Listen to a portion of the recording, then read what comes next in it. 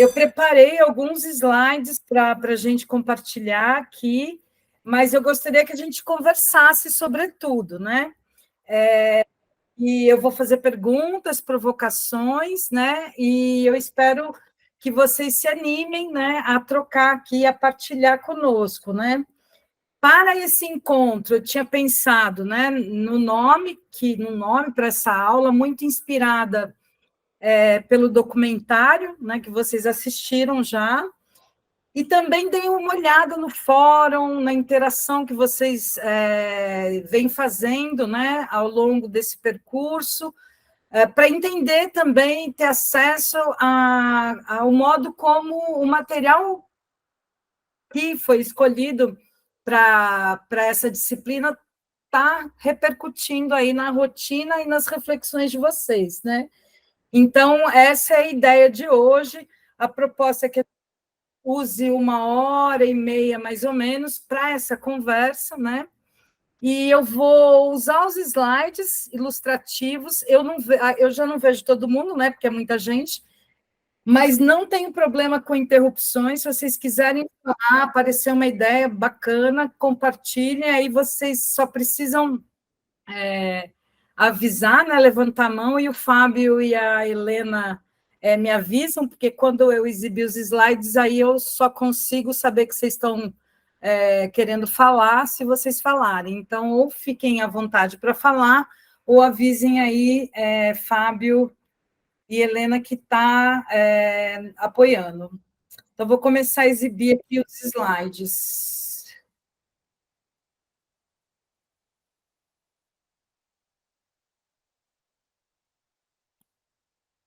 Avisem, por favor, se aparece para vocês. Apareceu? Sim, apareceu. Ótimo. Muito bem, gente. Então, assim, né, como eu falei, a proposta da aula é discutir as diferenças na escola, que é central dessa disciplina, né? Mas discutir a partir das piadas, dos risos e das potências, né, em torno desses acontecimentos na escola, né? Como parte aí desse percurso que se inicia com a apresentação, né, da ementa, do que se espera com a disciplina, mas também com os textos todos, né, não só aqueles obrigatórios, mas todo o material sugerido, né, o material indicado como complementar, ele vale a pena ser explorado caso vocês se interessem, né, pela temática. E pelo que eu olhei no fórum, eu acho que, de alguma maneira, o tema mexeu com vocês, desconfigurou. Professora, Maravilha. Tem uma cursista, Antônia, ela levantou a mão. Pode falar. Enquanto a pessoa fala, eu vou ver se eu vou exibir, não do Google Drive, mas do próprio arquivo, porque desconfigurou, tá? Tá. Pode falar, Antônia. Pode falar.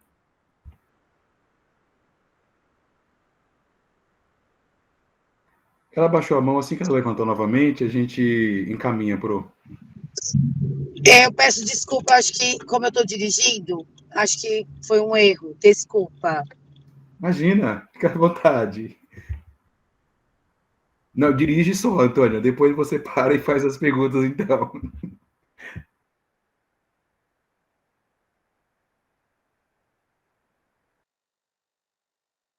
Gente, vai ficar desconfigurado mesmo. Por algum motivo, o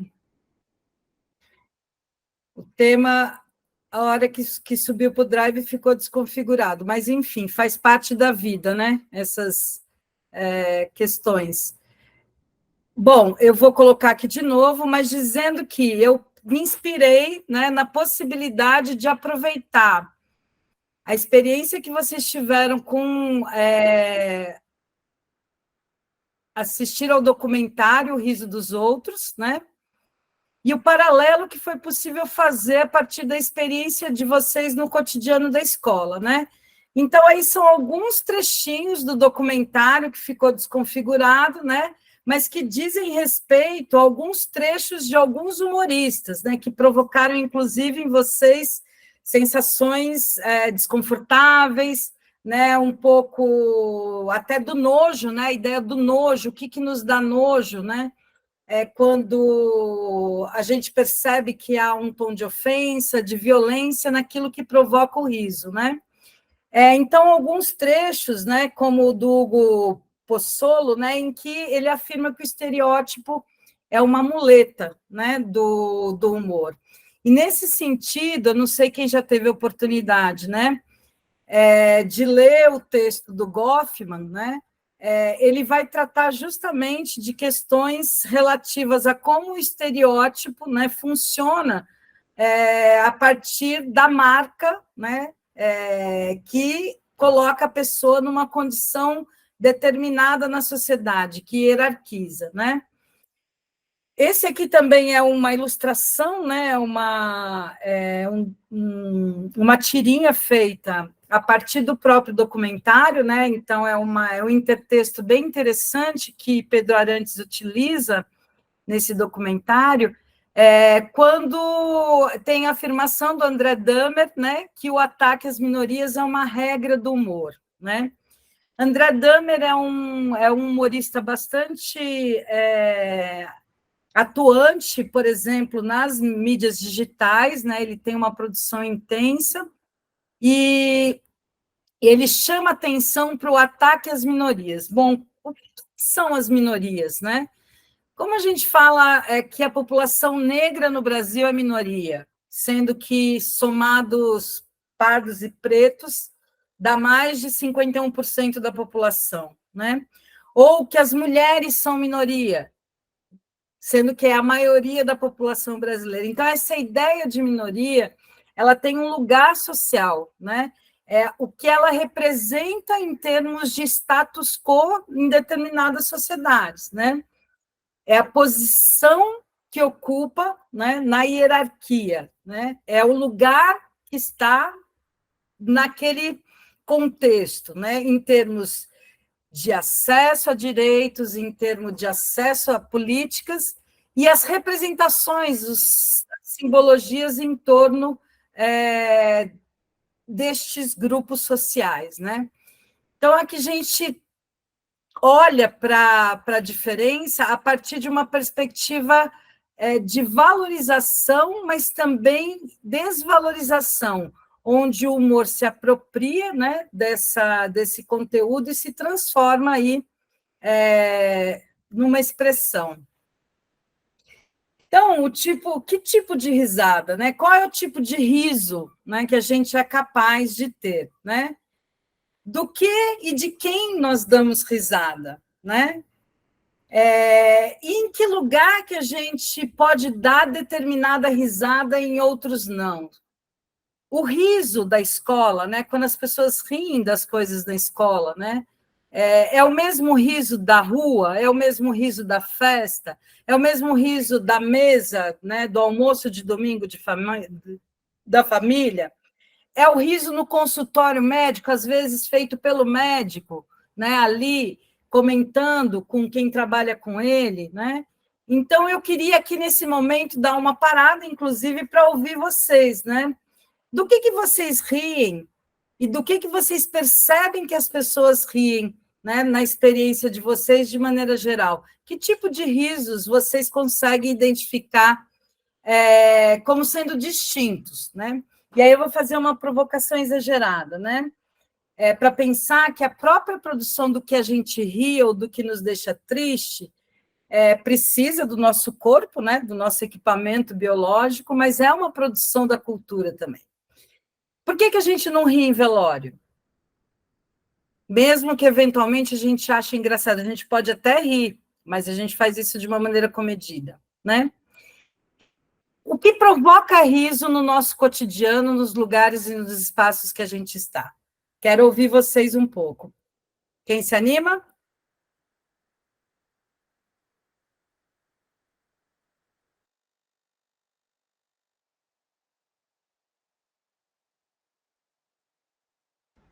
Eu acho que é uma pergunta difícil. É o Luiz Fernando que está falando, Cristiane. Boa noite. Boa noite. É uma Por pergunta que é difícil. difícil? É difícil porque, por exemplo, para mim, eu tenho que pensar em várias camadas minhas para poder responder isso, né? Porque aquilo que me causa riso pode ter sido implantado em mim, né? Socialmente, culturalmente e tal. Então, eu acho que esse é o primeiro passo. O que causa riso em mim é o que eu realmente acho engraçado ou é aquilo que dizem para eu achar engraçado, né? Eu acho que essa, não sei, parece que é a primeira coisa. Eu, particularmente, sou uma pessoa, de forma geral, mal-humorada, né? Então, o riso, para mim, ele já tem um aspecto quase científico, assim.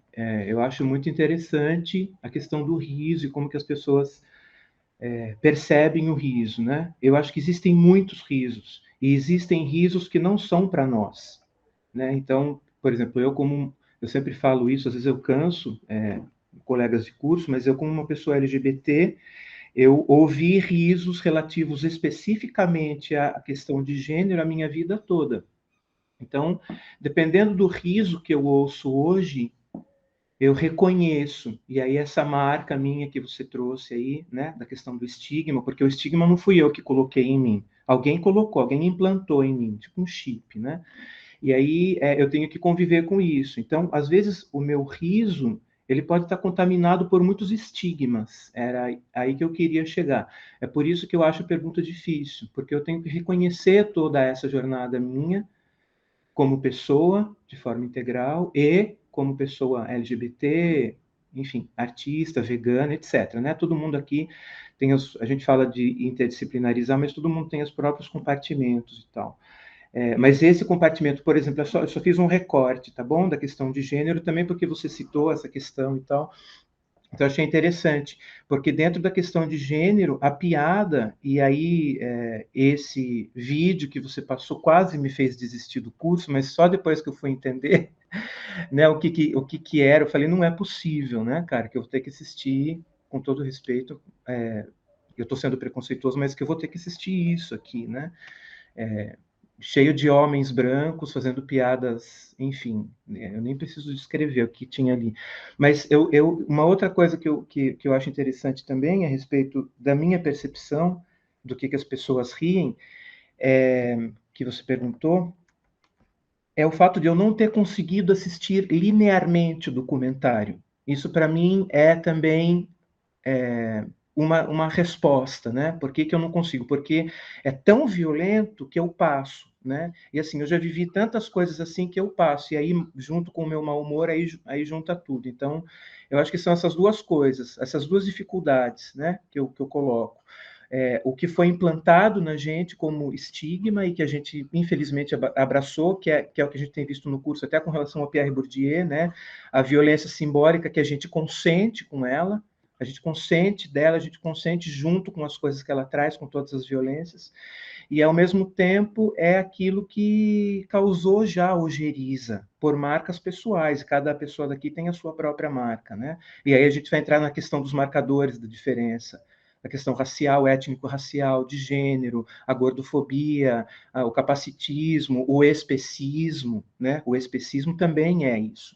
Então, é isso. Obrigado pelo espaço.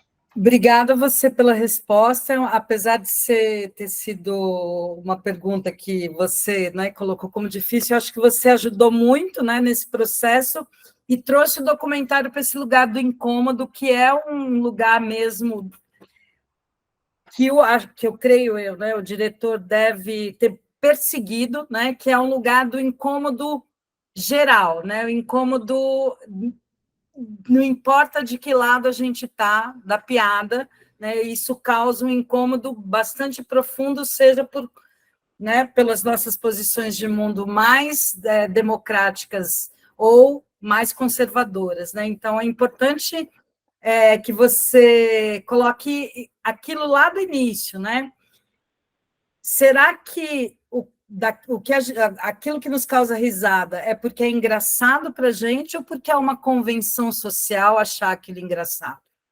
E aí houve gente que no fórum colocou exemplo dos programas humorísticos da década de 80, por exemplo, né? onde eram muito marcadas, né, as violências todas, né, vividas pelas pessoas transformadas em piada, né? Pensando nessa ideia de que a piada é uma caricatura, né? E que ressalta justamente a marca e o seu significado social dentro de uma hierarquia muito rigorosa, muito excludente, né? E que marca as pessoas não só do ponto de vista subjetivo, mas também pode exterminar as pessoas, né? Efetivamente, a gente tem dados que mostram isso no nosso país, né? Um país que, por exemplo, precisou categorizar um tipo de crime, né? Que é o caso do feminicídio, né? Inclusive, né, tem projetos que pensam no transfeminicídio, né? Que são pessoas exterminadas a partir da interpretação que se tem, a interpretação social dessas diferenças, né? De gênero, no caso. Então, acho que sua participação foi muito pontual e importante. Acho que Eunice, né, está na fila, é isso? A próxima. Isso, Eunice, Tatiana, na sequência Tatiana Giordano, e na sequência Francege. Então, eu, aos meus 46 anos, eu aprendi que o riso era um mecanismo de defesa, né, para sobreviver a essa sociedade. E na minha vida toda eu utilizei do riso para sobreviver a toda essa crueldade, né, que existe nesse meio social. Em contrapartida, também acredito no riso enquanto alegria, que esse é um movimento em que nós muitas vezes nos colocamos no nosso meio afetivo, né? Como professora de creche que fui, nós tínhamos muitos momentos de riso, né? Espontâneo das questões das crianças que acontecia naturalmente, e isso era um mecanismo também de resiliência. Na verdade, esse curso inteiro, né, é um dedo na ferida. Ele vai trazendo algumas feridas e algumas marcas, né? Inclusive, eu tenho me entendido como uma intelectual meio que orgânica em função desse processo, né? E tenho visto com dor as crianças. Tenho visto com dor também quando em grupos, né, seletos de profissionais, esse tipo de piada tão inocente faz parte ali do convívio e do, né, enfim, do diálogo cotidiano, né? Então, é isso. O Luiz, quando ele traz essa questão, né, de que fomos moldados para esse tipo de riso, eu me vi muito nessa fala dele, né? E assim, quando ele traz essa questão de que ele é naturalmente uma pessoa mal-humorada, eu me defino como uma pessoa seca, que eu aprendi a me defender de algumas situações em que já não me cabem mais, né? Então eu não visto mais aquilo que não me cabe. E se isso é ser mal-humorado, você está de parabéns, Luiz. Eu também sou, né? E é isso que eu gostaria de compartilhar. Muito obrigada, Eunice. Alguém mais? Tatiana Giordano. Oi, professora, boa noite a todas, todos e todes. Então, a minha contribuição na reflexão, além de agradecer por todas as referências e por tudo que está sendo falado, que a gente faz aquele processo de sair do nosso lugar, né, e se colocar no lugar do outro, para perceber outros pontos de vista. Então, a minha contribuição vai no sentido de perceber que o riso ele pode ser ao mesmo tempo uma forma de integração social, de alívio, né, do estresse, da pressão do dia a dia, da opressão do dia a dia, E, ao mesmo tempo, na nossa sociedade ocidental, de maioria branca cisgênero, ela acaba sendo uma forma, né, de provocar essa dissonância cognitiva, mas também um rito de passagem, não é?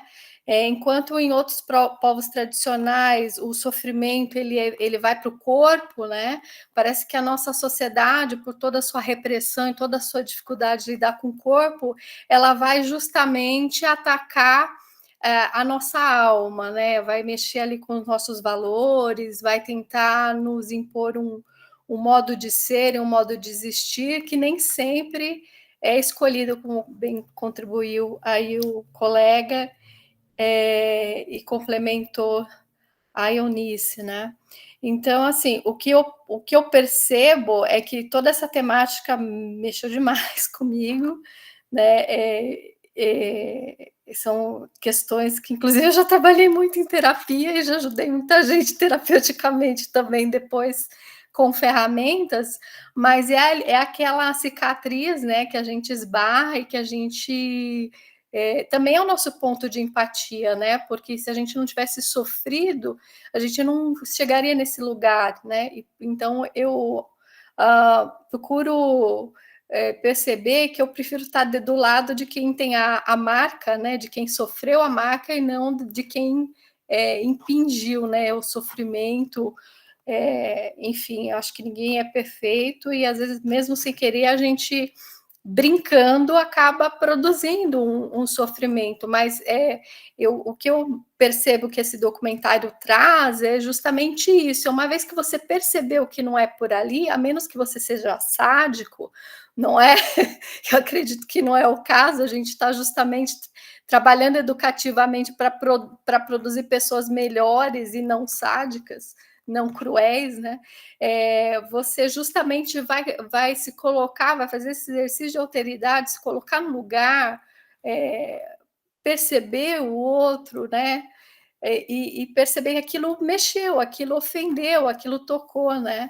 E bem nessa semana que eu assisti o documentário há 2 semanas, eu participei de uma discussão a respeito de um vídeo falando sobre não falar sobre o corpo das pessoas, porque existe muito isso de brincar com a forma, com a etnia, com a cor, com a deficiência e tal, e a gente nem sempre tem essa percepção muito clara, né? A gente tem vícios de linguagem, né? Palavras que são preconceituosas, que muitas vezes a gente incorpora no nosso dia a dia e nem percebe que aquilo tem, né, um preconceito ali, aquilo não tem graça nenhuma, ou não tem graça para aquela pessoa em si, porque justamente não provoca essa dissonância cognitiva. Pelo contrário, ela cria, ela traumatiza, ela espezinha, ela tenta rebaixar, né, tenta trazer um jogo de poder, né, que é muito desnecessário, né, não traz benefício algum. E que, ultimamente, eu tenho que confessar que se não fosse o humor, a caricatura e até mesmo a ironia, o sarcasmo, eu não conseguiria suportar o momento atual em que a gente vive uma distopia, em que a gente vê um povo sofrendo genocídio televisionado, e a gente precisa rir, porque se a gente não rir, se a gente, por exemplo, eu peguei uma do sensacionalista hoje, falando aqui, né, que o Israel e o senhor Netanyahu sofreram um bombardeio de livros de história da Segunda Guerra Mundial. Então, assim, a gente procura no riso assim um alívio, né, para essa distopia também, né? Então, pode ser que isso que me alivie, talvez para outras pessoas seja profundamente antissemita. Eu peço perdão, mas eu também sou um ser humano que preciso aliviar as minhas tensões, então faço aí a minha confissão, né, de que por algum motivo, às vezes a gente precisa, ou por um mecanismo de defesa, resistir aos absurdos, né, como a colega falou, ou muitas vezes porque é o que nos resta para aliviar, para não sucumbir, né, a tantas tensões e pressões e jogos de poder. É isso que eu tenho a contribuir. Desculpa ter me estendido. Obrigada, Tatiana. E depois do Fran Sérgio e da Monique, aí a gente avança mais um pouquinho. Bom, boa noite, pessoal. Eu acho que o problema em si não é as brincadeiras, né, as piadas em si. Como eu não acredito em neutralidade, né, a partir desse princípio, o problema é que é a serviço do que estão essas piadas, essas brincadeiras, né? Então, eu sempre gostei da Mafalda, o Diogo Almeida, por exemplo, ele brinca com a questão do cotidiano docente, né? Agora, você pega o Danilo Gentili, por exemplo, eu não consigo deixar de achar ele um babaca porque ele está a serviço da reprodução da ideologia dominante, né? E essa é parte do problema, né? Porque se a gente pega as brincadeiras, as piadas na escola, via de regra, elas estão lá para reproduzir o machismo, a homofobia, né? Racismo, etc. Então, eu acho que nessa perspectiva a gente tem que desconstruir isso, né? Porque o riso faz parte, eu acho, inclusive, a brincadeira, as piadas, etc., elas podem revelar o que tem de melhor e o que tem de pior das pessoas. Então, acho que nosso papel como educador é ter essa reflexão, né, de desconstruir as piadas que reproduzem, como uma coisa tá preta, etc., né, coisas que estão a serviço da ideologia dominante e da reprodução de uma ideia, né, que serve ao interesse da elite, enfim, de setores da sociedade que usam isso como forma de opressão, né? Obrigada, Monique.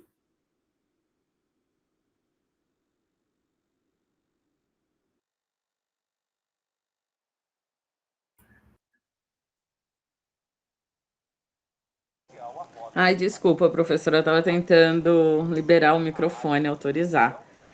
Boa noite. Eu fiquei escutando, né, o Luiz e a Eunice, e eu fiquei refletindo como a piada, coisas que me motivam a rir, tem modificado em relação aos grupos, né, em que eu faço parte. Eu tenho percebido que quanto maior o grupo, né, de pessoas, assim, e até na escola, né, de crianças, mas vou falar disso depois, mas eu percebo que as piadas são mais chulas, mais simplistas, mais focadas em estereótipos das pessoas que já são estigmatizadas socialmente, assim, parece que é aí que o grande grupo se encontra, assim, que todo mundo reconhece essa piada como engraçada. E aí eu tenho, nos últimos anos, perdido muito em amizade, porque, assim como o Luiz disse, né, eu também tenho me retirado de espaços em que, por mim, eu tenho uma personalidade que acho importante ter essa coisa do riso, né, dentro das minhas relações, e esses amigos já não estão acompanhando a minha forma de ver o que é engraçado. Então, quando começa a surgir esse tipo de postura, já é um lugar que eu já me sinto desconfortável e cada vez mais tem reduzido esses espaços em que eu faço parte. Então, tenho pouquíssimos amigos e eu fico refletindo sobre isso, porque é uma parte importante para mim de pensar que é um lugar que traz alegria, de riso, de descontração, de ser você mesmo, né? E eu acho que também por essa minha personalidade de ser mais debochada, enfim, encontrando, né, formas de rir daquilo, do que vivo, né? E essas pessoas não têm acompanhado, assim, enfim. E na escola, hoje me aconteceu uma situação em que eu venho sentindo e tendo muita dificuldade de lidar, na verdade, perdida, né? Hoje até desabafei com as crianças sobre isso. Meus alunos, eles têm entre 11 e 14 anos e eles estão num momento, né, dessa questão dos grupos. E quando eu percebo que eles estão o grupo é maior, as piadas ficam piores, assim, parece que para eles se comunicarem melhor, para todos rirem, parece que fica pior. E hoje mesmo, né, a gente fazendo uma atividade de roda da vida, falando das coisas, é uma atividade de relações, surgiram muitas piadas, muito riso, muito apontamento quando um falava alguma coisa e colocava essa criança, é porque para você a questão do peso, que você é gordo, coloca sempre a questão disso, né? As meninas sempre, quando elas falam, por exemplo, Hoje foi cômico, né? Mas a menina falou, ai, porque eu dei o papel para o Luiz, que era um meu aluno. E aí eles começaram todos rir, né? Essa malícia, essa coisa que eu tô com muita dificuldade de lidar, porque eu tento intervir em todos os momentos em que escuto, mas impregna a aula, é a aula inteira esse tipo de conversa, né, que eles têm. E eu tô nessa dificuldade de saber como transformar isso. Levo, né, tento levar essas piadas de outra forma, né, para discutir com eles, mas mesmo assim, eu sinto que no momento em que acontece, algumas pessoas, assim como eu, fica desconfortável, algumas crianças e eu também fica desconfortável, mas a gente fica imóvel, a gente não sabe como reagir de tão absurdo que foi a fala, né? E até mesmo quando envolve um dos alunos em que está sendo ali a piada, né, dos outros, e ele ri, né, da situação, e eu fico naquele lugar em que nossa, né? Tipo, eu tô recriminando uma coisa, mas a criança ali mesmo tá rindo com o outro, tá devolvendo na mesma moeda também, e aí eu fico muito perdida nesse lugar, assim. É um pouco disso. Desculpa a fala longa. Obrigada, Monique. Eu acho não, vocês estão contribuindo muito, né? É bem legal poder ouvir que fez sentido, né? Provocou tanto o documentário, mas como o conteúdo, né? Que se propõe aí a debater justamente a partir desses desafios, né? Como que a gente consegue enfrentar, né? Esse lugar quando o humor, como disse a Laerte aqui, e desconfigurou, né? Lamentavelmente, desconfigurou todos os slides, me parece, a maior parte deles, né? Mas, como disse Laerte, né, que é esse lugar do humor que reforça posturas tradicionais, conservadoras e explicitamente preconceituosas, né? Então, é desse humor que vocês estão falando, é dessa dificuldade de lidar com esse humor no cotidiano.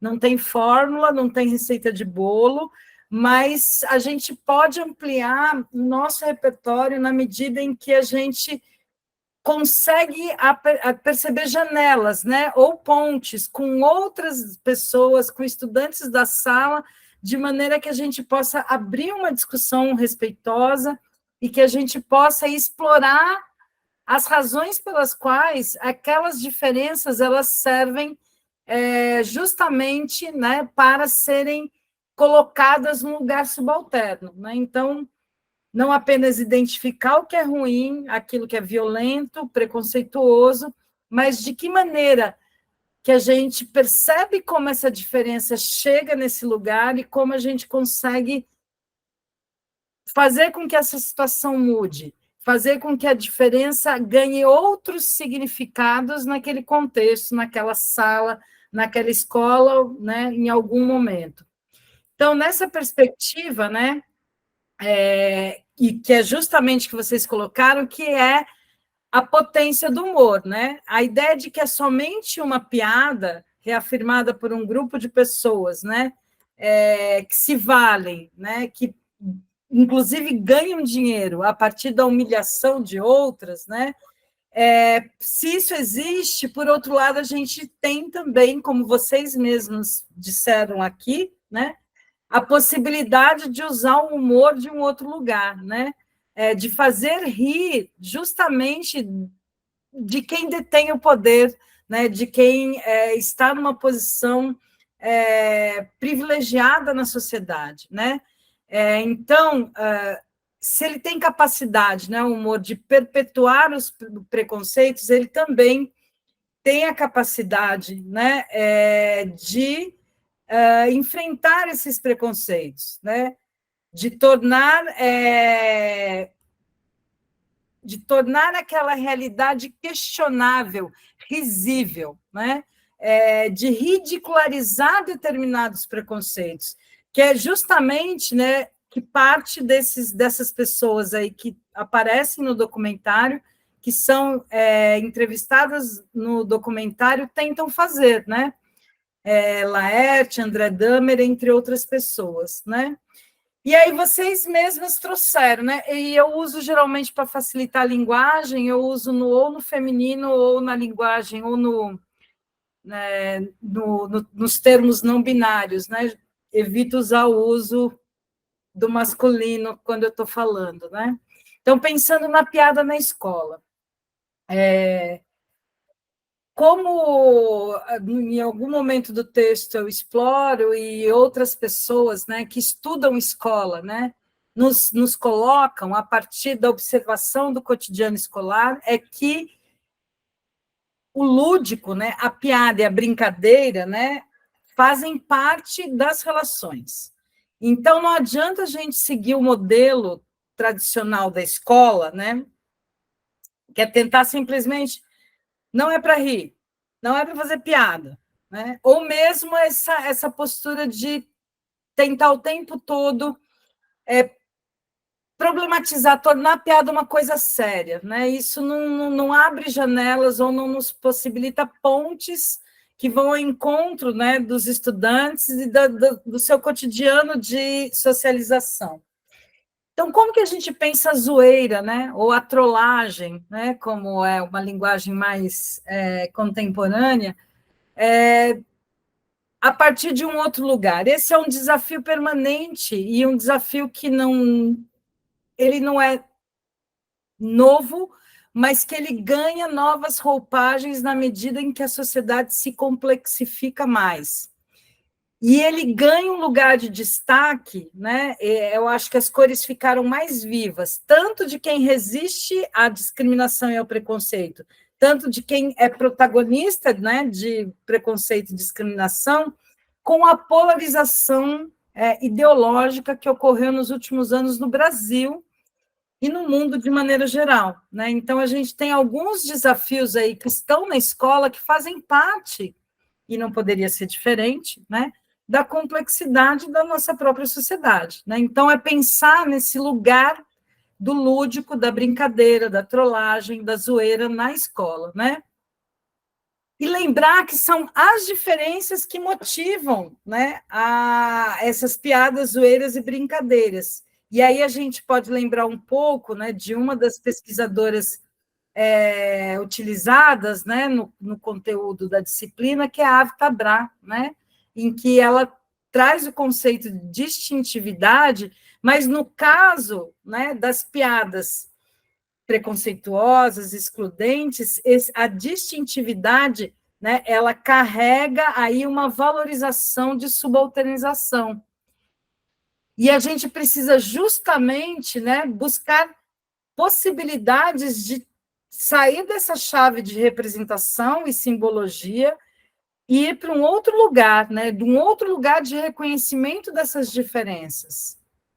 Um outro lugar de assumir que as diferenças constituem as pessoas e que a existência delas, para coisas mais simples, né, podem ser completamente afetadas, né, por essa distintividade.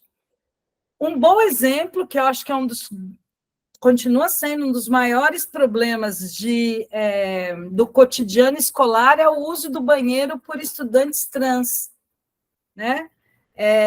Essa é uma questão que continua sendo uma questão, né, para as escolas, para as universidades. Não vou dizer que a universidade está livre desta questão, mas esse para mim é um exemplo muito didático, né, de quanto a diferença ela é excludente de uma maneira que eu considero até bizarra, que é impedir uma pessoa de usar o banheiro, que é o que acontece em boa parte das instituições pela categorização do uso do banheiro em masculino e feminino, concepção binária, né, que orienta o nosso modo de pensar e que serve para uma distintividade que muitas vezes, né, aprisiona as pessoas, que muitas vezes impede as pessoas de fazerem coisas, né, cotidianas, como é o caso do uso do banheiro, né? É preciso, né? Não, estou bem chateada, a gente desconfigurou muito, tá? Vou ficar falando assim porque eu estou sofrendo, vou dizer para vocês, mas tudo bem. que apesar disso, né, eu fiz aqui sob uma forma de pergunta, mas eu já sei a resposta, e ouvindo vocês, né, eu acho que vocês tendem a concordar comigo, assim como eu pude captar na leitura, né, das postagens no fórum, é que o humor e o riso são muito importantes, né? E aí algumas pessoas que estão nessa perspectiva aí de um humor democrático, de um humor que questiona as desigualdades, né, que questiona as posições hegemônicas da sociedade, né, ele pode ser usado de uma maneira muito potente, né? Como diz o Antônio Prata, né? Ele pode ser contra a morte, o humor, e não rindo, né, de quem já é mais suscetível à violência e à morte, né? Como disse o André Dahmer, né? Por que bater em quem, historicamente, né, já sofre todas as mazelas da desigualdade social, né? Ou como diz o Jean Williams, né, que ele é historiador, né, além de deputado, e que acabou, inclusive, né, optando pelo exílio no momento justamente de polarização política no nosso país, né, de que a questão é a naturalização da subalternidade, né? É uma ideia de que as posições sociais, elas cristalizam não só o seu lugar, né, como você se relaciona e se move socialmente, mas também cristalizam estereótipos, né, e expectativas em torno da pessoa, né, das diferenças que as constituem. Fernando, você quer falar, Luiz Fernando? Eu queria só acrescentar o caso do Jean Willis, que foi uma questão político-religiosa, né? Acho que é importante a gente deixar isso claro, a questão da religião, porque existe muita violência na escola por conta disso, né? Em todos os espaços onde tem crianças, mas aqui a gente está falando da escola, eu acho que já sofri muito, continuo sofrendo, e eu acho que é importante. Só para acrescentar. Obrigado. Jonelson? Só referente a essa questão do documentário, que ele trouxe alguns aspectos relacionados ao perfil da sociedade atual. A minha formação na área da filosofia, e na filosofia a gente parte de toda a reflexão do mundo, da realidade externa a nós, a partir daquilo que somos. E, assim, diante do que eu percebo no meu cotidiano de trabalho e a partir da minha formação acadêmica, perdemos muito a dimensão do ser. Ser aquilo, a própria diferença já é a partir de uma visão de poder, porque o ser ele é aquilo que é a partir da sua própria realidade, a sua própria eminência. Não tem como você fazer comparações. A partir do momento que eu busco os estereótipos, eu estou me trazendo a minha realidade à realidade do outro. A realidade de cada ser, ela é singular, ela é subjetiva. Não tem como eu comparar aquilo, ou ele faz melhor ou pior, se ele ele está bonito ou feio, porque nós estamos sempre comparando. E a comparação, ela está norteado a partir do poder que foi estabelecido, como já foi bem colocado aí no início. E aí, vendo as falas dos humoristas, e alguma coisa me chamou, alguns deles me chamaram a atenção, não digo se é imaturidade, parece ser imaturidade, mas ao mesmo tempo é proposital, e a mesma responsabilidade social. A maioria deles, daqueles que não têm comprometimento com a transgressão, a mudança social, eles afirmaram: o meu papel é fazer humor. O Danilo Gentili, por exemplo, ele fala isso: a minha função como humorista é destruir. Eu não tenho outra função a não ser essa. Ou seja, se colocar ausente de um compromisso social, se dando o direito de... eu falo, não responsabilizo pelo que eu falo, independente das consequências dos meus atos. E isso eu percebi que não só na fala do Gentili, mas de outros também, inclusive tem uma hora que tem uma ativista que ela fala o seguinte, que é um território masculino, do gênero masculino, e as poucas do gênero feminino que faz parte, já está impregnada nela essa mentalidade machista. Elas reforçam essa construção que já foi colocada. Então, assim, na escola, o que eu percebo a dimensão, o que eu mais tenho dificuldade de trabalhar, quando a gente vem para esse debate do que nós somos. E aí nós falamos de tudo, menos do que realmente nos constrói. A gente está muito mais caracterizado com os valores externos, e aí a minha crítica diretamente eu faço a algumas religiões. Eu falo as religiões porque, para mim, é o que mais hoje impede o discurso dentro da sala de aula.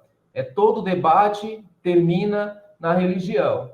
Então, ou a religião não está fazendo um papel como deve ser feito, ou tem alguma falha. Se ela não leva também para a reflexão, para essa desconstrução, principalmente dos estereótipos, na construção de um ser que tem essa valorização a partir de si, mas também com o outro, porque eu não consigo valorizar o outro se eu tenho uma visão distorcida de mim, daquilo que sou. Se eu não tenho a dimensão do que me constrói como ser e a importância da humanização que há em mim. Então, jamais eu vou ser humano como o outro. E aí eu me fecho em uma série de outras questões que está ao poder, e ainda a crítica ao poder capitalista.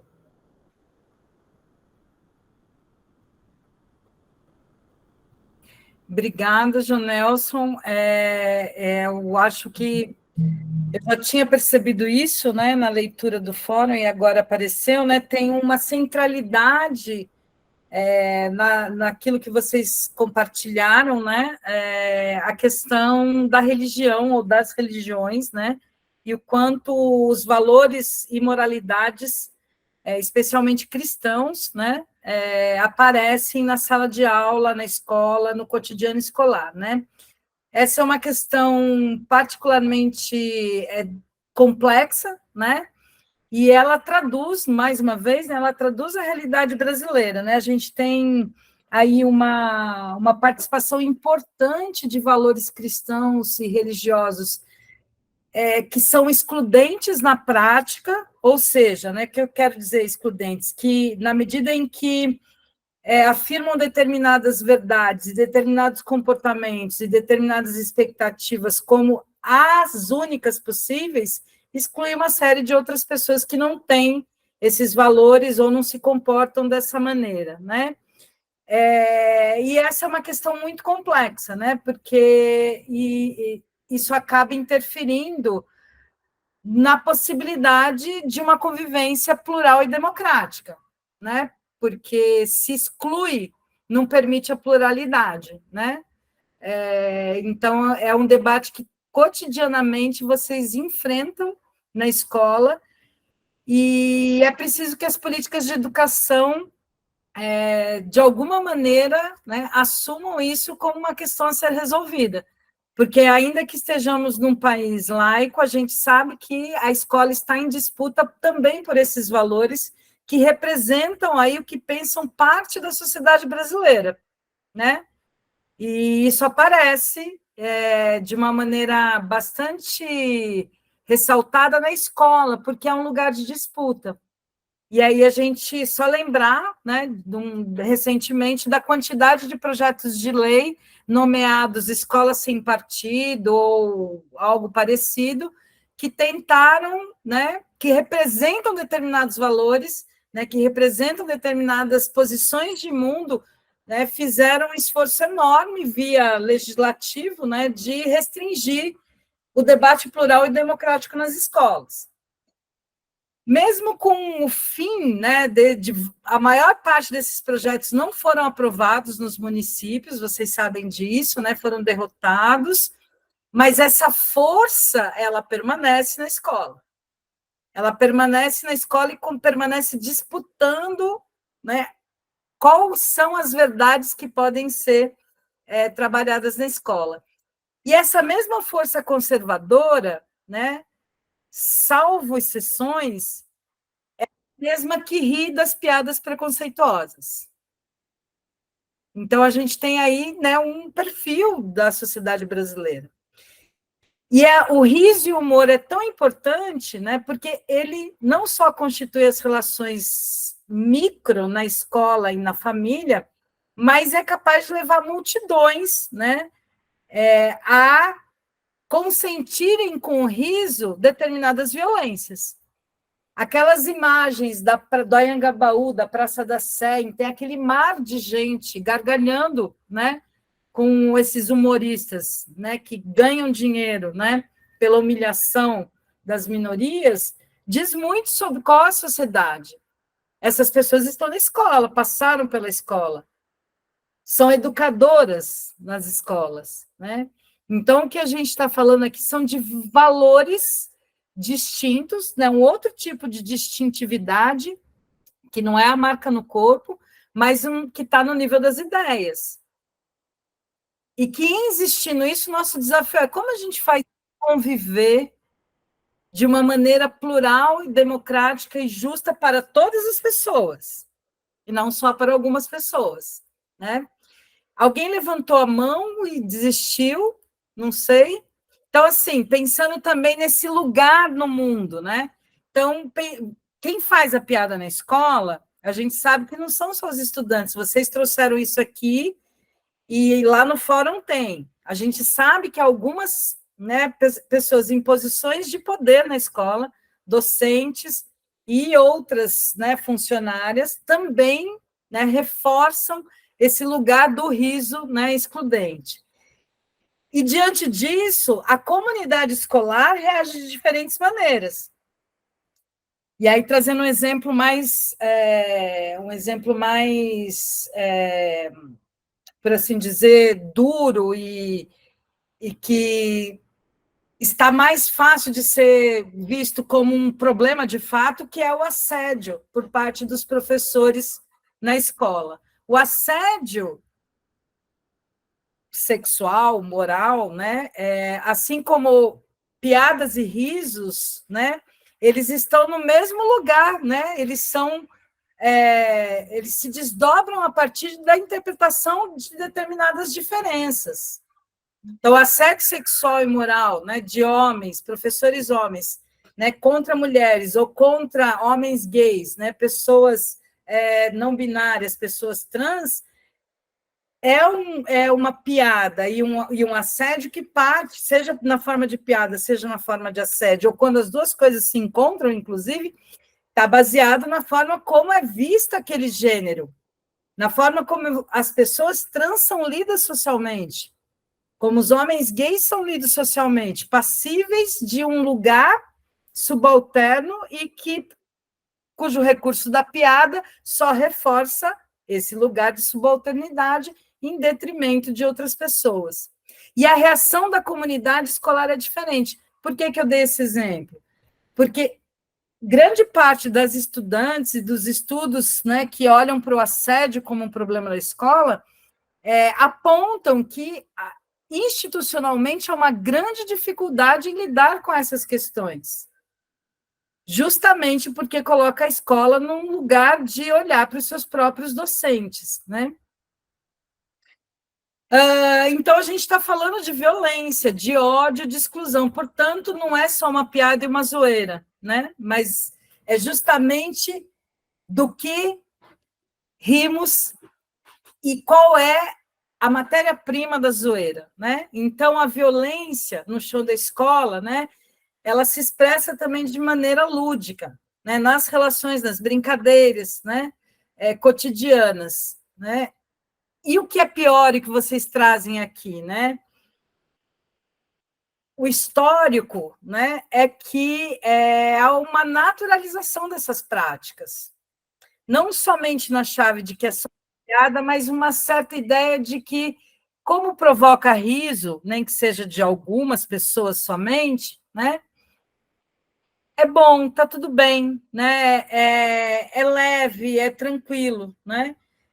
quando, na verdade, a gente sabe, né, que é só uma das facetas, né, que mostram o quanto as diferenças, né, tratadas, né, como posições de hierarquia dos sujeitos, elas são capazes, né, de provocar uma profunda, né, desigualdade e iniquidade no cotidiano, né?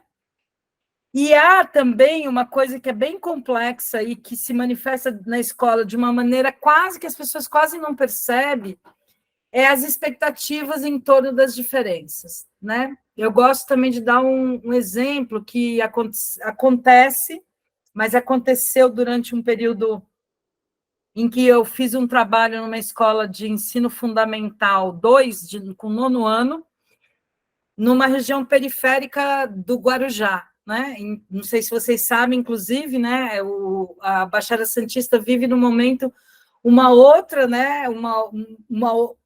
Enfrenta uma outra operação da Polícia Militar absolutamente violenta, né? De extermínio da população pobre, preta, como a gente sabe, os dados mostram, mas que tem, em algumas regiões, em particular, né, uma presença muito, desde há muito tempo e muito constante, que é o caso dessa escola. Essa escola fica numa região marcada pelos crimes de maio e, reiteradamente, onde a polícia invade. Nessa escola, não raramente, eu observei que professoras e professores, né, olhavam para os meninos do 9º ano, né, especialmente os meninos não brancos, alguns mais pretos, outros menos, mas com uma absoluta descrença na capacidade desses meninos terem um percurso escolar bom. Então, coisas do tipo, isso em observação de sala de aula, feita por mim e estudantes, né, que trabalhavam comigo. Tipo, uma tarefa, vamos corrigir uma lição de casa. E aí alguns meninos não fizeram. Reações de professoras diante disso, diante dessa constatação, com a seguinte expressão: mas não esperava que você fizesse mesmo, né? Porque você não vai dar em nada, né? Porque você não tem futuro. São exemplos, né, que eu imagino que vocês devem conhecer outros, né? Mas que estão na chave dessas expectativas que se criam a partir das diferenças, que na linguagem do Goffman é chamado de estereótipo, né?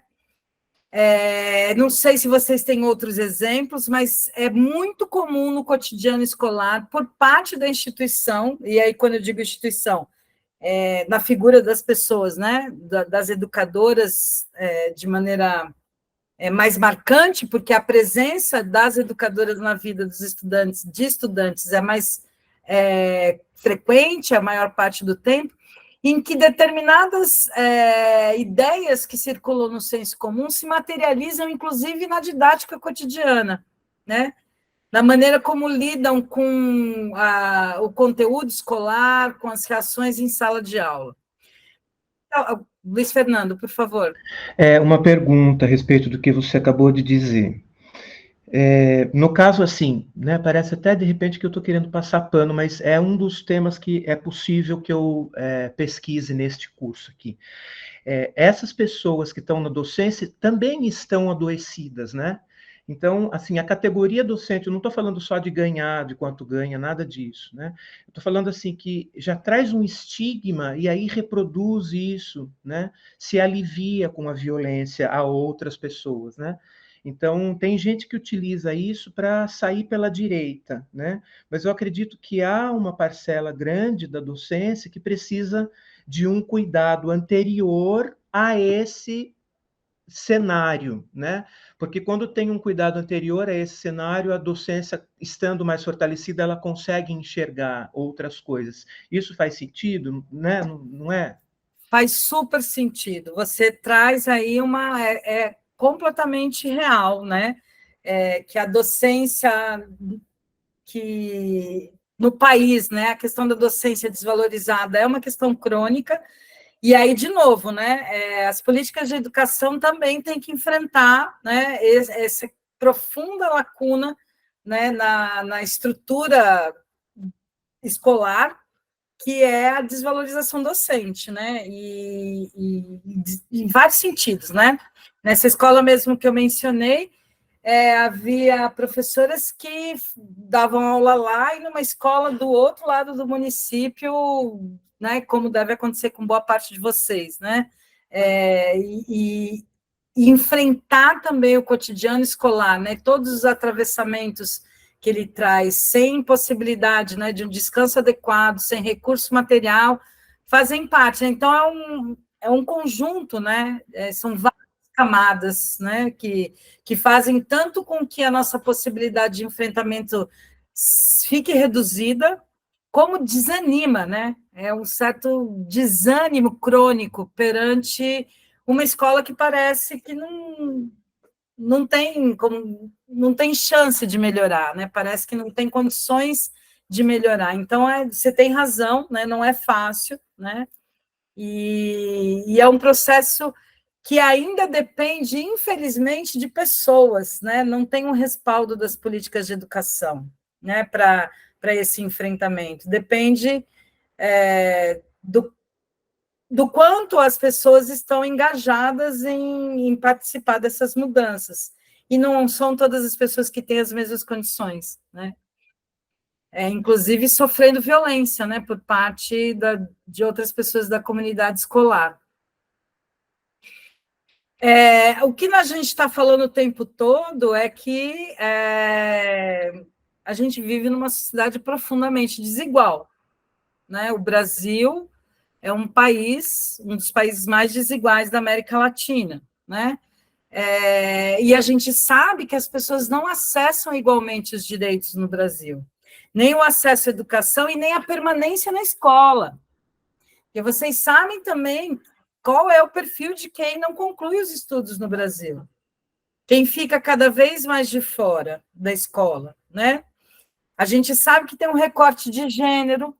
Se, por um lado, são as mulheres, as meninas e as mulheres que permanecem na escola, é pelo simples fato que, historicamente, né, o acesso à maior escolaridade promoveu uma melhor colocação social para as mulheres, né? Então, rapidamente, a gente percebeu, olha, se a gente estudar, a gente consegue enfrentar a desigualdade de gênero. Então, a gente tem, no país, as mulheres são muito mais escolarizadas, em todas as áreas, em todos os níveis, né? E uma permanência maior na escola, que tem a ver também com nossa socialização. A socialização das mulheres para a disciplina, para ficar mais quieta, não é natural isso da gente. Não faz parte da nossa natureza. Faz parte da socialização feminina.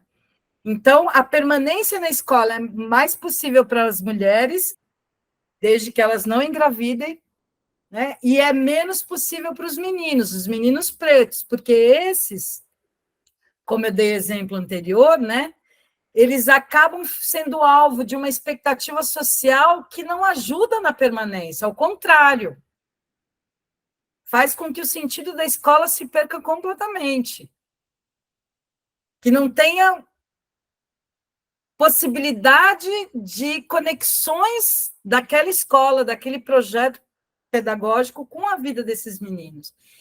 Então, as desigualdades, elas estão fortemente, né, traduzidas nos dados da permanência estudantil na escola, né, no ensino fundamental no Brasil, né? Então, os dados, vocês devem conhecer outros dados, né? Os dados mostram, né, questões que dizem muito sobre a diferença, que dizem muito sobre o gênero, né, enquanto marcador social, que dizem muito sobre a raça como marcador social e na maneira como eles se combinam, isso só para falar desses dois marcadores. E o de classe, obviamente, né? E aí o que nos faz pensar o tempo todo, e o recurso, né, de se referenciar algumas autoras, né, de indicar algumas leituras, né, é para que a gente possa entender e fazer a nossa análise do porquê isso acontece. Eu acabei de dar um exemplo, né? A permanência estudantil, né? E esse recorte de gênero, né? Rapidamente tem essas duas explicações, tanto das mulheres enquanto forma de mudar socialmente sua posição social, como a capacidade delas de aguentar a rotina maçante da escola, porque a nossa socialização passa por isso. Enquanto que os meninos socializados para disputa, a tolerância de que eles são inquietos mesmo, né? A tolerância de que eles fazem bagunça, assim como, né, na intersecção de raça e classe, né, a escola diz, esse menino preto e pobre não vai conseguir, e a escola faz de tal maneira que ele não consiga mesmo, né, corrobora, né, para que essa desigualdade continue, né, sendo desigual. Então, o que eu quero fazer aqui é provocar essas reflexões, né? De que maneira a gente ressignifica essas diferenças, de que maneira a gente rompe com as expectativas sociais, de que maneira a gente faz com que essa escola tenha mais sentido e conexões para todo mundo, né? De que maneira, né, a gente pode fazer com que as pessoas da escola tenham igual acesso aos recursos. Porque, como eu falei lá atrás, inclusive, né, pessoas trans não têm acesso ao banheiro igualmente às outras pessoas. O acesso ao banheiro de pessoas trans tem que passar por um debate na escola, por uma autorização. O acesso, né, à biblioteca, o acesso ao professor, à professora que é legal, não é igual para todas as estudantes da escola. Então, na medida que a gente questiona as desigualdades, na medida que a gente percebe qual é a leitura que se faz das diferenças, né? As representações em torno daquelas diferenças, algumas janelas vão se abrindo para a gente pensar algumas saídas, né? Algumas iniciativas, né? Então, a gente precisa entender que as piadas que assinam embaixo da desigualdade, né? Elas precisam ser banidas. Agora, o modo como a gente faz isso, o modo como a gente constrói isso coletivamente, inclusive com a participação de estudantes, que é o grande desafio, né? Que é permanente e que vem sempre acompanhado aí de novidades, né? Contemporâneas que a gente precisa lidar. Então, a ideia a piada não é somente uma diversão, né? E eu amo essa tirinha da Laerte, né? Que eu acho genial, né? Em que mostra aí o consolo de quem se sente preso, né? Essa de fato é uma piada transformadora, né? É uma piada que questiona as desigualdades. Então, a ideia, né, é transformar a ludicidade, né? Piadas, risos, como potências transformadoras, né? Questionando as desigualdades, né? O tempo todo questionando a desigualdade como algo que não é dado, como algo que precisa ser mudado, como algo que faz parte daquilo que a gente considera mais importante, que é o acesso à educação plena, integral, né? E aí essa discussão do que o termo politicamente correto, né, que ele já caiu um pouco em desuso, mas que teve aí um grande lugar, né, no documentário, e que hoje a gente fala muito mais de mimimi, né, deixa de mimimi, que foi parte aí do cenário das eleições presidenciais passadas, né, pensando que o documentário de 2012 ou 2014, se eu não me engano, o que a gente vai fazer um rápido percurso, ainda que esteja tudo desconfigurado aqui no slide, né? A gente viveu, desde que o documentário ficou pronto até 2022, né? Não só um golpe, que foi nomeado como impeachment em 2016, como uma gestão ultraconservadora e negacionista no governo federal, né?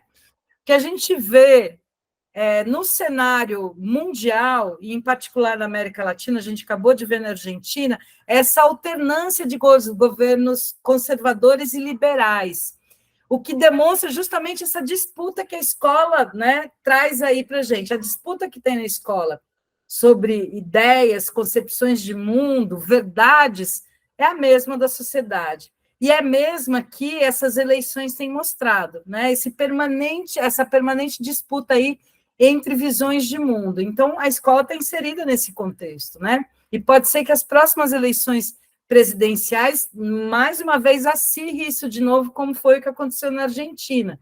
Então, estejamos preparados aí para isso, né? Ideias sobre o que é democracia, o que é liberdade, né? O que é respeito, elas estão em disputa, não é a mesma concepção que as pessoas têm de democracia ou de liberdade, né? Como disse a Laerte, né, o discurso humorístico é um discurso ideológico, ele diz coisas.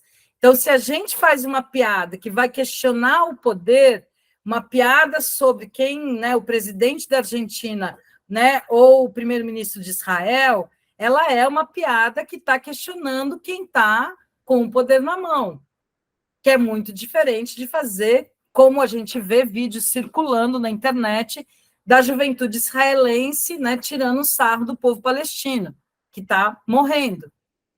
Então, essa é uma diferença crucial desse lugar que a gente, né, como educadoras e educadores, né, temos aí que saber discernir, né? Esse termo politicamente correto, ele surge com a provocação, com o deslocamento do lugar do privilégio, especialmente a branquitude, mas não só, né? Então, nesse momento, como cria-se uma nova sensibilidade, né? E passa a não se tolerar mais esse tipo de piada, como foi a manifestação que apareceu no documentário acerca da piada sobre o estupro que o Rafinha Bastos fez, né? Quando há esse levante de resistência, né? O que acontece do outro lado? Também há uma reação.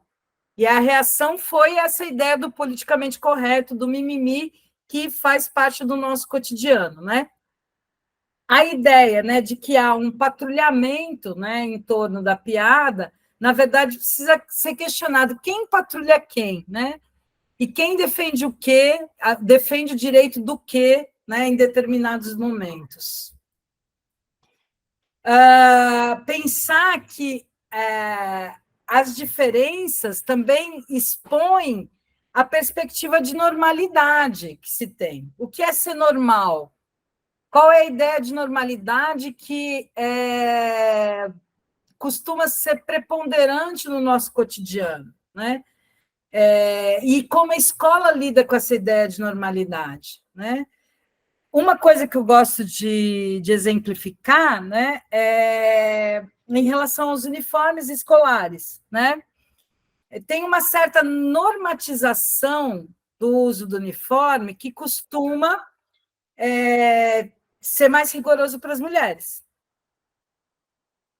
Tamanho, decote, né, que tem parece ser normal nas escolas um controle maior sobre os uniformes das meninas. Essa normatização, né, essa regra do uniforme, ela é mais dura com as mulheres por uma questão de desigualdade de gênero. Alguém consegue desenvolver um pouco mais isso que eu acabei de dizer? Por que eu afirmo que a normatização do uniforme tem a ver com a desigualdade de gênero? Diga lá, Luiz Fernando. Eu não sei se eu consigo responder, mas talvez eu possa fazer um link com o que eu ouvi no final do ano passado das meninas aqui de Peruíbe, né? Eu estou falando de Peruíbe, do polo de Peruíbe. Eu trabalho numa região com muitas escolas, e a gente estava falando sobre a questão das meninas e tal, do Dia Internacional das Meninas e feminismo, nananã. Eu levo essa questão para dentro da sala de aula, de eu ser uma pessoa LGBT, e como que isso se desenrola na mente dessas crianças, famílias e comunidade, eu acho que é importante. E elas trouxeram uma coisa que há muitos anos a gente vem brigando no terceiro setor, né? Que é o seguinte: as meninas, elas não devem usar roupas muito curtas para não atiçar os meninos. Então, assim, assim, a violência ela está tão enraizada que eu fiquei completamente sem fala, sem saber por onde começar. Porque eu olhava para essas meninas e elas estavam tão inconformadas quanto eu, mas elas não podiam fazer nada a respeito, porque quando a direção toda, a equipe técnica, né, direção, coordenação, não era composta por homens assumidamente heteronormativos ou mulheres assumidamente cisgêneras heteronormativas e, enfim, né, apoiadoras dos seus esposos, digamos assim, com todo respeito, nessas escolas onde elas estavam, não existia nenhum tipo de liderança que dissesse para elas, não, vocês venham com a roupa que vocês quiserem, porque a gente vai ensinar os meninos a parar de mexer com vocês, né? E é uma preocupação da comunidade, não pode por causa da história das novinhas. São as mesmas meninas que ouvem as músicas, que são obrigadas a ouvir a música sobre novinhas, as que são impedidas de usar roupas curtas. Então, assim, é uma algazarra tão gigantesca na mente dessas pessoas, dessas meninas, que é um absurdo. Exatamente isso. Essa normatização, né, é histórico, né, e se dá no corpo da mulher, por todas as áreas do conhecimento, medicina, educação, né, direito, etc, etc. E na escola, isso se dá também no controle, porque espera, né? Qual a expectativa social? É que as meninas sejam comportadas, não mostrem o corpo, né? E espera-se que os meninos não se controlem. Como se o não controle, né?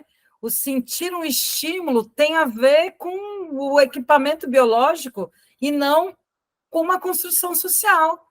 De um certo desejo, que é um desejo que não considera o desejo de outra pessoa. E mesmo se tiver a ver com a questão biológica, exato. Tem que controlar, ponto final, acabou, né? E acabou, exato. Então, assim, você traz aí uma provocação, né, para pensar que nas regras mais simples, né, aparecem também dimensões das representações em torno das diferenças, né? E o uniforme é um bom exemplo para isso, né?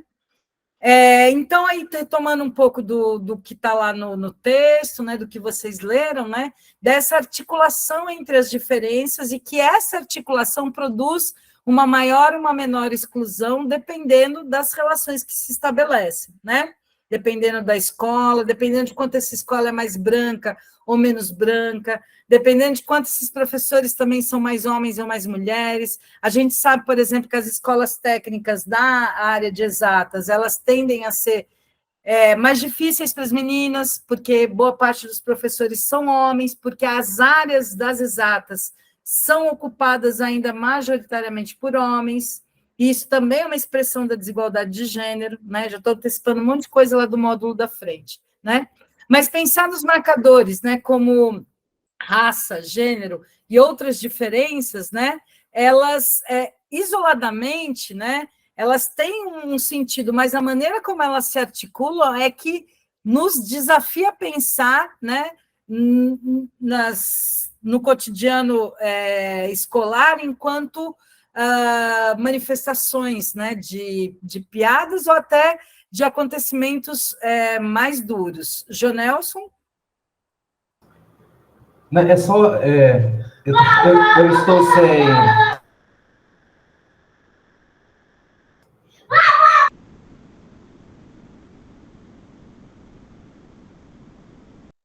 Desculpa, eu estou com minha filha aqui de 3 aninhos e ela está... Não, mas você tem 4 anos. É só referente a essa questão, eu questionei esses tempos, porque assim, parece que a gente sonhar seria uma utopia diante da situação em que vivenciamos e presenciamos. Essa questão do estereótipo aí das roupas das meninas, ontem à noite eu presenciei isso na escola, assim, de forma tão absurda, como é colocado, vocês, quando as meninas passam a mão em vocês vão reclamar, sabe? Meninos, façam isso, vocês estão corretos. E aí parece que todo aquele trabalho que a gente faz em sala se torna em vão, porque você está fazendo um trabalho que é em acordo, em comum com a gestão, e a gestão fala ao contrário. E aí eu tinha pergunta, conversando com meus colegas, falando assim, aonde começar? Na educação infantil? Na educação universitária? na formação familiar, precisa quebrar isso, quebrar esse paradigma, precisa quebrar essa mudança de pensar. E como iremos fazer isso? Parece que ficamos ao tempo todo repetindo coisas que parecem ser tão óbvias e parece que é tão difícil das pessoas compreenderem ou entenderem da gravidade ou da necessidade, da gravidade do ato ou da necessidade de repensar, rever, buscar atitudes diferentes. Primeiro, achei engraçado a sua filha corrigindo a idade, achei ótimo. A minha idade dela é 4 anos mesmo. Viu? Eu acho que você coloca uma coisa assim que, de certa maneira, vai estar atravessando aqui todo o nosso encontro de hoje, atravessa toda a disciplina, que é justamente, né, como ter iniciativas de resistência, de transformação.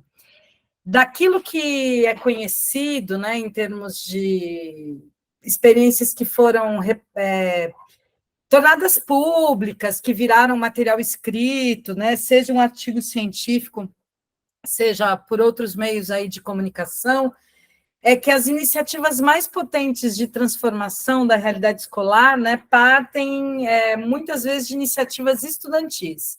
Então, no caso dos uniformes, né, muitas escolas, né, coletivos de meninas em particular, conseguiram, né, mobilizar e abrir discussões, né, para reverter a situação, para fazer com que as pessoas adultas, né, entendessem e localizassem o equívoco da equação, né, o equívoco do controle no corpo das meninas e não, né, na busca de uma socialização diferente dos meninos, né, na busca de uma socialização que inclua, né, o respeito, né, ao corpo de outras pessoas, independentemente do desejo, né, que ele pode despertar. Então, você tem razão, né? Parece que, às vezes, tem uma frustração muito grande, né, diante das impossibilidades, né? Então, pensando no cotidiano, né, que a escola, eu vou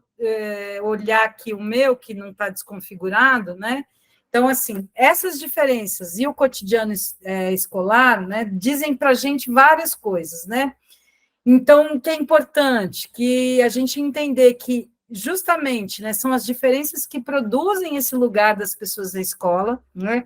Qual é o lugar que as meninas ocupam, os meninos, as professoras, né, os funcionários, a partir das diferenças, que são várias, né, em cada corpo, em cada pessoa, e se constituem aí de tal maneira, né,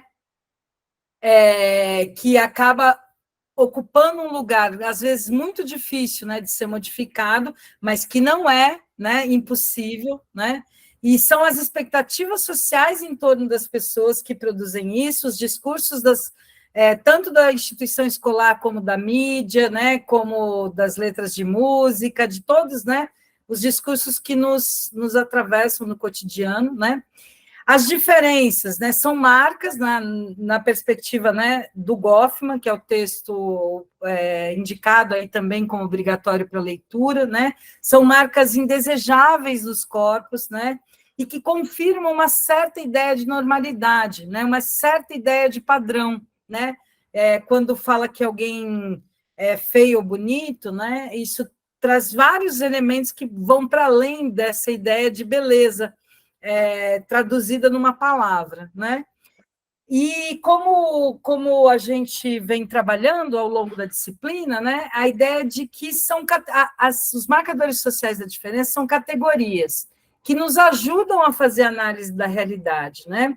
E, ao mesmo tempo, né, nos ajudam a perceber de que modo as pessoas estão classificadas dentro desse mapa aí social que a escola também né? E como as dinâmicas se dão, né? Quais pessoas são mais passíveis, né, de serem alvo de piadas violentas? A gente já sabe, né, quem são essas pessoas, né?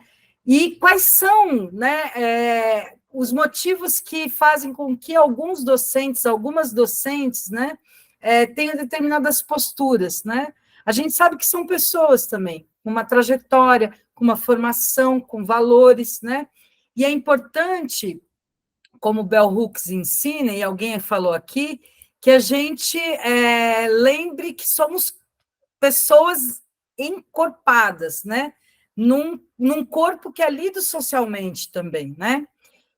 E é importante pensar, né, como eu disse, que algumas diferenças, né, fazem mais diferença na escola, né? A gente sabe que algumas marcas, né, elas podem comprometer mais a trajetória escolar de algumas pessoas, né? Porque os significados em torno dessas diferenças, né, produzem uma maior exclusão, como é o caso do racismo, né? Que a gente sabe, né, que estruturalmente perpassa todas as instituições e também a escola, né? Pensar como que os agentes da escola reagem diante das exclusões e dos preconceitos, seja de que maneira eles se manifestem, né? Lembrar, como eu já referi, né, que a escola é um território em disputa, né, onde ideias como os projetos Escola Sem Partido ou as campanhas contra o que é nomeado de ideologia de gênero, né, ou alguns valores religiosos excludentes, né, eles fazem parte do cotidiano e se manifestam de uma maneira muito significativa, né, e muitas vezes impedindo que a escola seja um espaço democrático, né, seja um espaço de debate respeitoso, né. E aí o nosso desafio né, o grande desafio é fazer com que a diferença na escola, né, ela apareça sob a forma de um reconhecimento, né, e que a gente possa, a partir de algumas pontes, né, de algumas janelas, né, nutrir experiências democráticas e inclusivas no território, né, no território escolar. Pensando, né, na centralidade das diferenças, então, elas têm que ser reconhecidas, ganhar centralidade e permitir uma troca de saberes, né?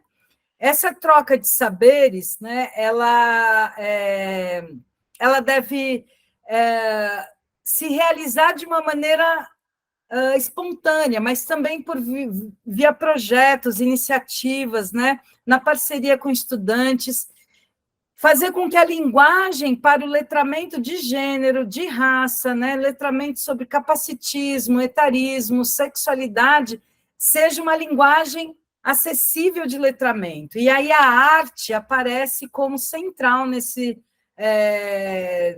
nessa intenção, né, nessa intencionalidade de transformar o ambiente, né? A arte como linguagem para reconhecer as diferenças. Inclusive, eu peguei um pequeno trecho que eu vou ler, já que meus slides ficaram desconfigurados, né? Que eu peguei lá no fórum, alguém que escreveu assim: as diferenças devem estar no centro do interesse da instituição, fundamental para o reconhecimento das sutilezas que marcam as ambiguidades e até a violência que ocorre na escola pela falta de respeito. Assim, possibilitaria devida atenção a um projeto político-pedagógico que visasse o combate às formas institucionais de violências contra as minorias. Então, um pouco como a gente faz nessa direção, né? Então, na escola é preciso investir nas potências das propostas coletivas que valorizam o reconhecimento das diferenças no centro do debate, né?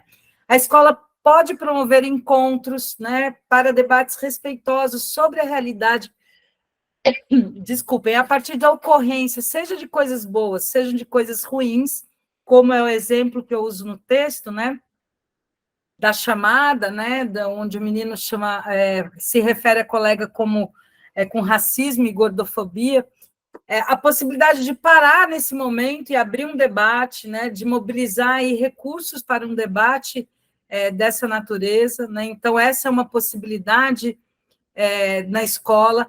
A participação da comunidade escolar, né, nessa proposta de mudar o cotidiano é bastante importante, e volto a salientar, né? Estudantes, né, são chave fundamental desse processo de transformação da realidade escolar, né? Então, assumir que as brincadeiras são importantes, né, que o lúdico pode ser potente, que a gente pode inventar jogos colaborativos e não competitivos, que a gente pode aproveitar, né, elementos que fazem parte do cotidiano das relações, memes, jogos, músicas, né? Eu já fiz, por exemplo, né, no trabalho de extensão que nós conduzimos, isso foi uma iniciativa, né, uma proposta de estudantes de graduação. A gente fez oficina de Instagram presencial, então montou o perfil do Instagram numa cartolina, num pedaço de papel, e ficou trocando mensagens, só que presencialmente, trazendo o debate, né, das redes sociais para a sala de aula, discutindo questões de gênero, né, discutindo questões de raça, discutindo a paternidade, né, discutindo temas que fazem sentido para a juventude, mas que sejam a partir de coisas que estão na realidade, né, da juventude ou da infância, sob a forma de ludicidade também. E outra coisa que é fundamental, né, que é fomentar a ocupação dos espaços escolares pelos e pelas estudantes, né? Esses espaços serem transformados em outra coisa, que faça mais sentido, né, para os estudantes, e não aquela coisa muito regrada que é o que caracteriza a escola, né? Cheia de regras, cheia de lógica. E, para finalizar, gente, acho que a perspectiva da gente poder levar adiante o que a Bell Hooks chama de pedagogia engajada.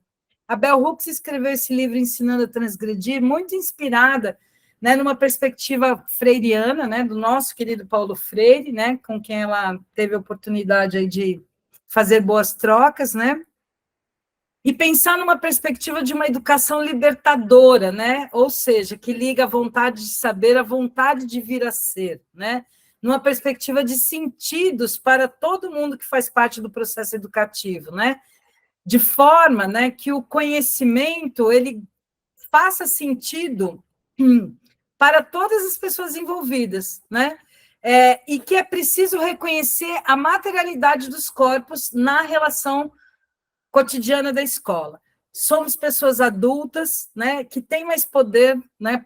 Somos professoras e professores que têm mais poder nessa condição. É preciso assumir que o nosso corpo é lido, né? Eu sou uma mulher de determinada idade, né? Sou uma mulher branca, professora negra é lida de uma perspectiva racializada, completamente diferente do que o meu corpo é lido, e é preciso que a docência assuma o seu corpo na escola, para que possa fazer uma mediação de encontro, né? Sabendo que existe hierarquia entre estudante e professor, que existe hierarquia entre professor e outras funcionárias, e assim por diante, né?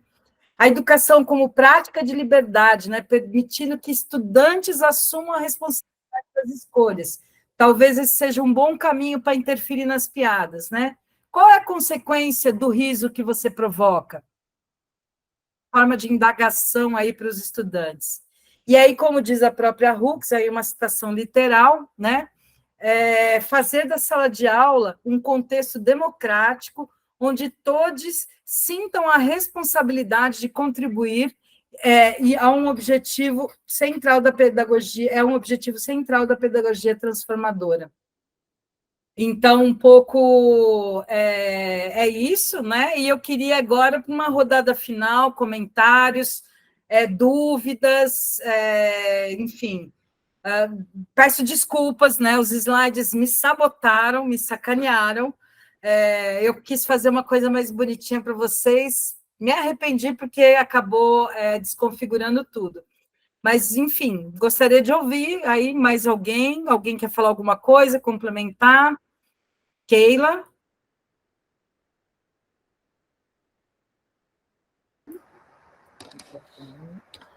Oi, boa noite, Cristiane, colegas, obrigada pela aula. Cristiane, acho que são duas recomendações, né, que eu gostaria de fazer, que falam muito dessas diferenças.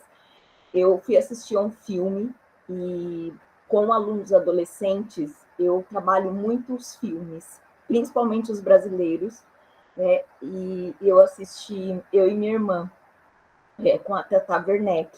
A Tata Werneck, por exemplo, é uma comediante, né, que eu admiro, porque ela faz piadas do jeito dela, né? Nós somos baixinhas. Eu acho que eu e a Tata, nós temos a mesma altura, 1,52 m. No filme que elas fizeram, ela com a...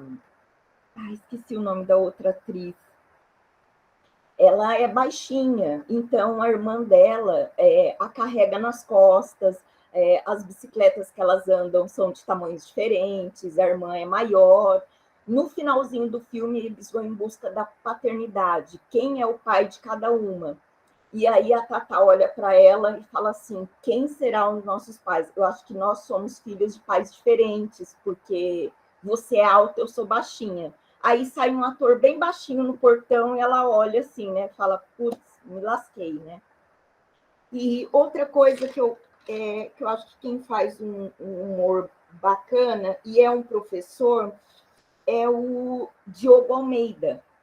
Ele fala da prática de ser professor, né? Que professora usa legging, e ele não deixa de argumentar e de criticar, por exemplo, pessoas que fazem piadas maldosas com professores, igual teve uma época a MC Pipoquinha, ela falou que ela ganhava muito mais por show ou aparições que ela fazia do que professores que trabalhavam o ano todo.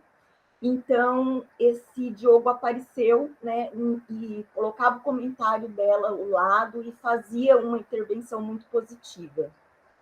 Então, assim, eu acho que tem o lado aí do humor e das diferenças, e que é a arte e que nós podemos trabalhar. É isso. Muito obrigada, Keila. Monique?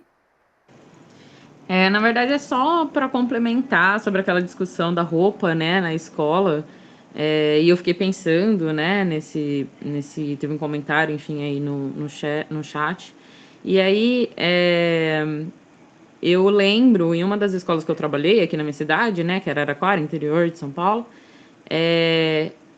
uma das problemáticas das meninas não poderem usar legging, por exemplo, era que não só tinha que respeitar os meninos, né, mas os professores homens, né, então tinha toda essa questão em volta de como as meninas de 11 a 14 anos tinham que se trajar dentro da escola para respeitar, né, esses adultos. E aí eu fiquei pensando também na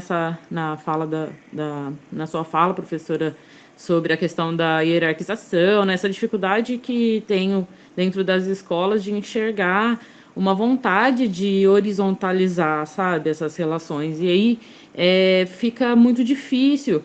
Eu fico bastante frustrada por não conseguir, pelo menos dentro dos lugares que eu passei, uma conversa facilitada sobre isso, sabe? Assim, às vezes eu me sinto meio que remando contra a maré, porque não tem ninguém que, até mesmo os amigos mais próximos, colegas de trabalho mais próximos, que também dividem muitos ideais comigo, quando essa questão da horizontalidade é um problema muito, creio que de ego, né, mas é muito central, assim. Então, né, na verdade é só um comentário mesmo de como é difícil, né, expandir essa discussão e criticar, né, esses posicionamentos hierárquicos. Você tem toda a razão. A hierarquia na escola é muito presente, inclusive para a organização da própria dinâmica, né, cotidiana, da disciplina, dos horários, enfim. Não sei se Fábio e Maria Helena querem complementar aí, finalizar, fazer algum comentário sobre algo do fórum, alguma coisa? Oi, Pro. Não, é só mesmo para colocar, perdão, que eu estou sem voz, então não vou me arriscar muito, não. Até pensar, né, sobretudo na minha turma, né, vou abrir um pouco, que algumas questões vão aparecendo, e até a forma mesmo como nós debatemos no fórum é indicativo. Eu mesmo estava conversando com a professora mais cedo, né, que no meu caso eu deixei performar bastante, porque eu quero trazer para alguns cursistas as implicações da forma como nós escrevemos acerca das diferenças como modo de ser, né? Me permite colocar, tá, professora Cristiane, né? Eu penso assim mais do modo de ser, de viver, de estar no mundo, né? Eu penso, porque eu falo, bastante a partir do campo das deficiências, então isso para nós é bem caro, né? Então, a forma mesmo de se expressar e debater sobre esse assunto, elas também revelam indícios, né, de um privilégio branco, né, de um privilégio, né, de um viés capacitista, racista. Então, e esse curso, a disciplina da professora Cristiane, ela tem essa potência mesmo de nós olharmos, né, nos olharmos pelo que escrevemos. É um exercício muito difícil, muito complexo, mas ele vai revelando aquilo que está na nossa subjetividade, como nós nos subjetivamos o que somos, né?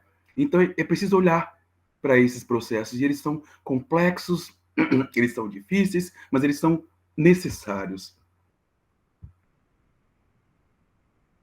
Eu vou só complementar a fala do Fábio nesse sentido de que, assim, eu acho que o grande exercício do curso, eu tenho falado bastante isso para os cursistas do meu polo, é a gente desnaturalizar aquilo que por anos a gente viveu, a gente escutou.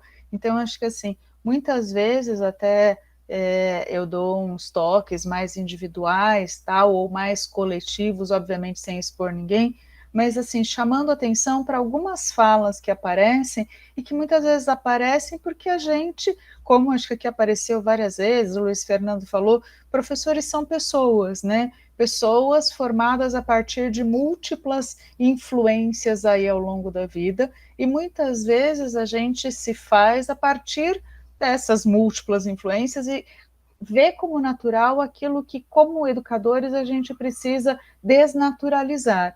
E acho que é importante essa fala também, que hoje apareceu aqui, né, dessa questão de que somos pessoas, tal, e que, de alguma maneira, ou de uma grande maneira, né, nós somos frutos dessas múltiplas influências, para a gente pensar também, que acho que esse é um tema bem importante durante o curso, para a gente pensar nesses nossos alunos que estão na escola, né, como sujeitos também que vêm de um contexto determinado, que têm outras influências extraescolares e que não nos cabe julgar essas outras influências, não é esse o nosso papel, mas acho que, sobretudo, é oferecer um contraponto, né, para essas influências. Quando a professora Cristiane fala aí, né, lá da Argentina, da experiência que a escola firma o pé e diz, olha, o meu papel amparado pela legislação é oferecer aquilo que existe de científico, de pesquisado, tudo isso, acho que essa clareza a gente tem que ter, né, porque obviamente que a gente tem as nossas crenças, a gente tem aí,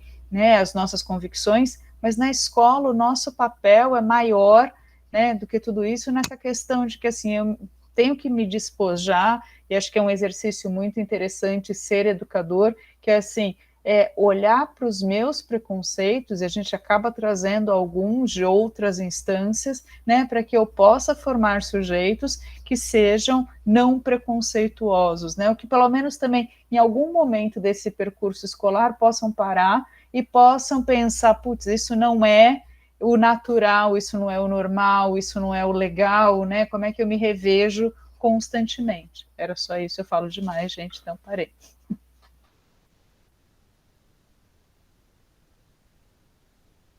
Obrigada, Fran Sérgio. Só para contribuir com o debate, porque assim, essa questão do uniforme ela é antiga, né? Na minha época de estudante já tinha essa questão do uniforme, e para além da questão de usar a questão do uniforme como controle do corpo da mulher e culpabilizar ela, inclusive, né? Ele também é uma forma de você tirar a identidade dos sujeitos, né? Porque os meninos também sofrem essa questão com a questão do boné, né? Então, assim, e o argumento é, não, o aluno vai esconder droga no boné, ou seja, mas é uma forma também de você tirar a identidade das pessoas, né? Ou seja, da construção como sujeito. E só uma coisa que você falou que eu acho que foi importante também, que a gente precisa refletir, é que essa questão do Escola Sem Partido, essa onda conservadora que foi ganhando terreno, embora do ponto de vista legal eles não tenham avançado muito, mas eles criaram um clima na escola de perseguição, né? Que é muito complicado. E se a gente pegar nas escolas estaduais que avançou essa questão da avaliação 360 nas escolas de período integral, mesmo os contratos precarizados, existe um clima que colocou os docentes contra a parede nesse sentido, né? De você ficar até com receio de como fazer o debate, as discussões, porque criou-se um clima de vigiar e punir, né? Na sociedade. Que eu acho que a gente precisa retomar esse debate com força se a gente quer construir uma outra perspectiva de educação. Muito bom, Francérgio. Acho que é uma boa maneira da gente finalizar aqui, né? Eu acho que sinto, né, uma vontade, né, de entender mais, de fazer diferença, de modificar o cotidiano a partir dessa pequena experiência, né, com vocês aqui no fórum. E queria agradecer, então, mais uma vez, pedir desculpas pela bagunça dos slides, espero que não tenha, né, interferido no nosso encontro, e vai sim, depois vai ficar disponibilizada a gravação, vão dar um tratamento na gravação, e o link vai ficar disponível lá na plataforma, brevemente, tá? Vou mandar para o pessoal da organização e eles vão fazer isso. Então, quem não viu vai poder ver, e vocês quiserem vão poder rever, tá bom?